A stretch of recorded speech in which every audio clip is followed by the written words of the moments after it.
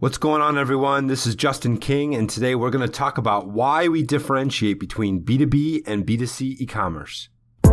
I've spent the last 10 years working with some of the largest distributors and manufacturers in the world, but I missed working with actual owners and decision makers, so I struck out on my own and created my own e-commerce agency. Now I get the opportunity to work with actual owners of distributors and manufacturers, and we are doing amazing things together. Join me and follow along as I share e-commerce strategies to grow your business.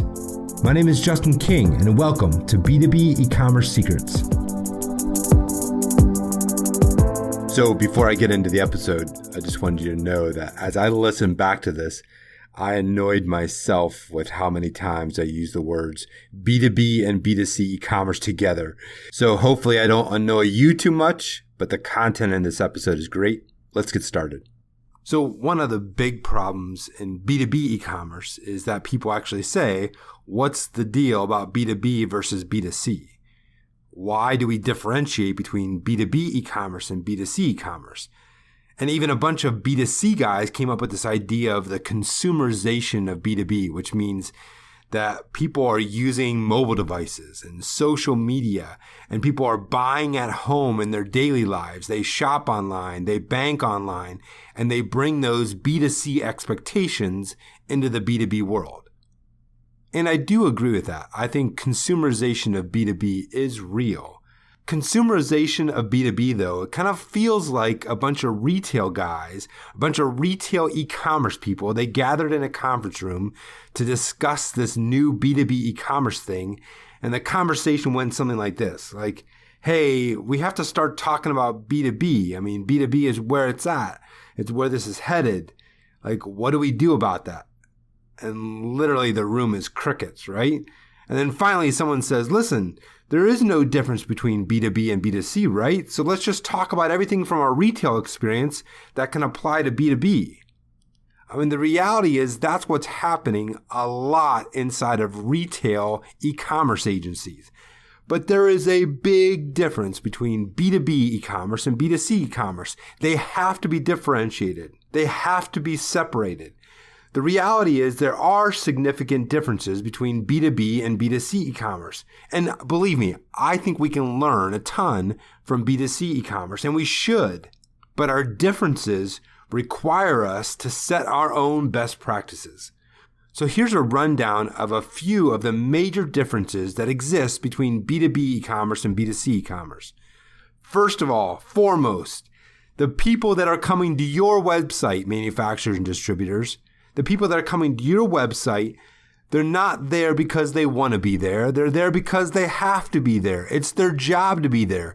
They're not casually shopping for shoes and find your website. No, they're doing their job. They have a problem. They need a solution. So they landed on your website to have them solve that solution.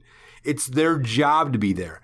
And how we define someone's job and how we meet their job and meet the expectations of their job and help them do their job easier is a critical and important part.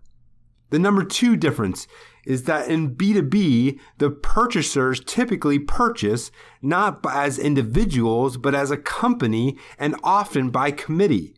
70% of B2B purchase decisions include at least two decision makers. And almost 30% include more than 5 decision makers. Purchase by committee. There are multiple people involved. It's just not about one single person. It's about a group of people. And that group of people can have different roles and be looking for different things. Number 3 is that your customers, the organizations that are buying from you, right? Not people, although there are people involved, but the organization that's buying from you is complex. These organizations can be distributed or have central contracts.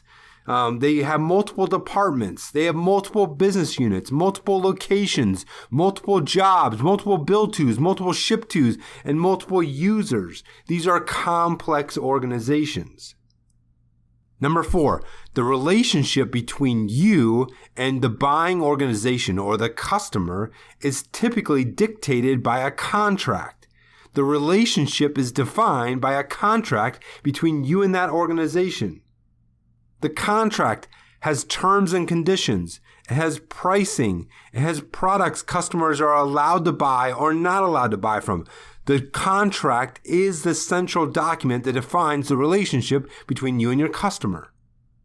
As part of that contract, you have contract pricing. You have custom catalogs, meaning that sometimes customers can only buy these items from you. They can't buy your whole catalog. They can only buy these 100 items that's been contracted with you to buy. That creates lots and lots of complexity. Number 5, I think we're on number 5.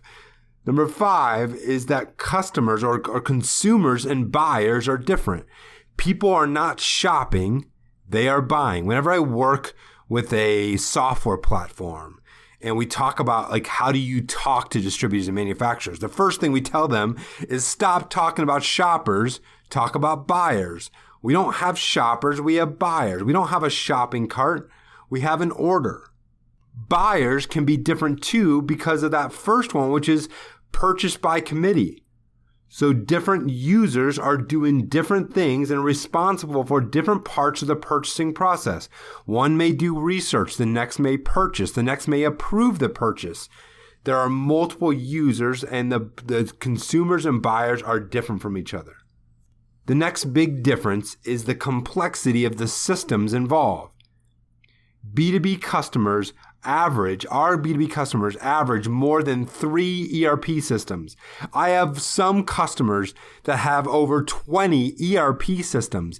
The complexity of just their systems is complex. Then we have PIM and CRM. The ERP is the lifeblood of our organization. We've got to address integration with our ERP as the core attribute of a B2B e-commerce site. That's where pricing, that's where terms and conditions are set. That's where contracts are set. And lastly, one of the big differences is that some of the communication, some of the purchasing is not done over the phone and can't be done online, but it's done through EDI. So punch out and system-to-system integration can be just as important. And these are complex system-to-system integrations. Look, B2B is different than B2C. It just is. The complexity of our customers, the complexity of our products, the complexity of our systems, and the complexity of the users themselves makes it so we can't just steal from B2C. We've got to have our own best practices. B2B is different from B2C, period. Look, the differences create a number of challenges that I think will be important for you to think through. For example, you can say, my ERP is the lifeblood of my company. How should we think about the role that my ERP and the other back-end systems play in the customer experience, right? What role should that play?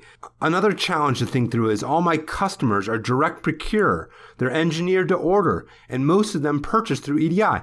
What can e-commerce offer me and my customers?